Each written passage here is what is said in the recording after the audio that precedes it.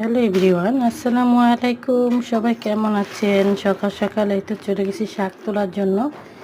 যেহেতু আমি গ্রাম সাইড থাকি, নারায়ণগঞ্জ, মাঝে মাঝে কিন্তু এরকম সবুজ শাক পাওয়া যায়। খুবই ভালো লাগছে শাকগুলো দেখে। তো সবাই জানো আমি একটু অসুস্থ, একটু হাঁটতে বের হয়েছিলাম। তারপর এত সুন্দর শাক দেখে না এনে তো আর পারলাম না। আর আমার খুবই পছন্দ শাকসবজি, আর শাকসবজি খেলে কিন্তু শরীরের জন্য অনেক ভালো, সেটা সবাই জানো।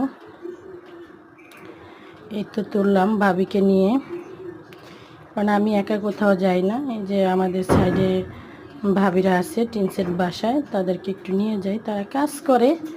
তারপর অবসর টাইমে যদি বাসায় থাকে তো ডাকলে যায়, যদি বলি চলেন ঘুরে আসি তো যায়। খুবই ভালো লাগে। আর সবাই কিন্তু আমাকে অনেক ভালোবাসে, কারণ আমি কারোর সাথেই কোনো ঝগড়া, বিবাদ, দণ্ড এসব পছন্দ করি না, বা মুখ কালাকালি।